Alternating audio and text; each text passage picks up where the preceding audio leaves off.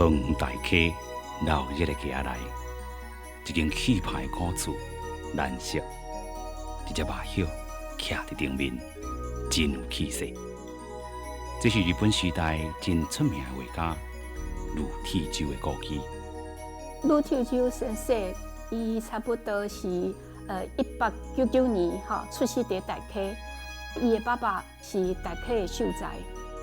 1908年因爸爸就买遮个厝这间厝叫做兰氏吕铁舟就是咧遮大汉的。伊的老爸吕英荣伫大溪做甲州参事，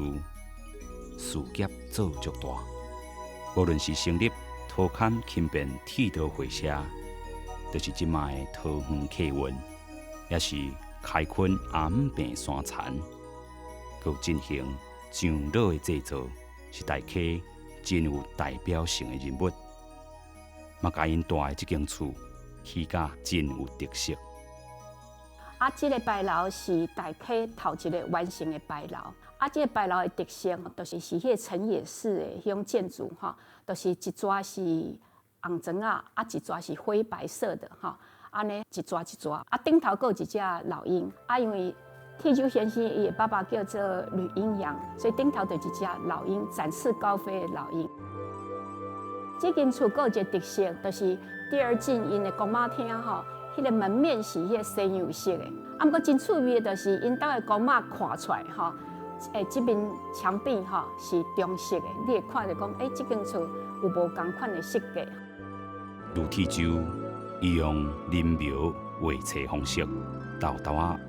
图。老爸过身了后，伊搬去大稻埕经营绣庄。虽然参加1927年第一届大典，陆铁舟落选，输予迄时的大典三少年陈进、郭雪湖甲林玉山，煞激起伊的志气，家两当抱决心定头来，前往日本学习加彩绘。去日本去学，甲迄个福田平八郎这个老师会教伊学画图所以伊的风格就开始转变，比较现代化，现代写成牌的画图，表现出来的风格已经有把艺术家的这款思想甲观念用这个画图的技术甲伊画出来，所以毋是干那表现表面的外向的世界。嘛是同时在表现这个艺术家伊内心在想的观点、伊的思想，甲伊对这个水这个感觉，去画伊的图的中间。学艺完成了后，返来台湾，伊的作品定定得到大典的肯定。在1931年到1933年，连续3冬得到大典奖甲特选。尤其是相拍家的主题，更较受到收藏者的欢迎。伊迄阵的迄款影响力，已经是为北部甲即个中部，甚至是中南部，拢有即个真侪少年的来甲伊学画图在内底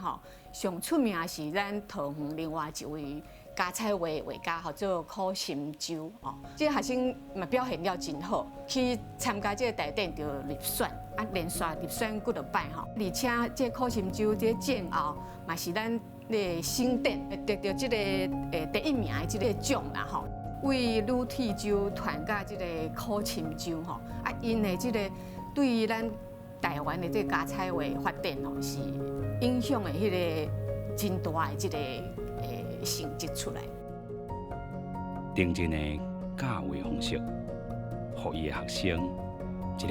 比一个更较高，注重写生的精神，嘛影响台湾画图的风格。陆铁舟大溪故居蓝色，即嘛有蓝色文创的修复甲经营，嘛延续伊的精神，发扬大溪丰富的人文气质。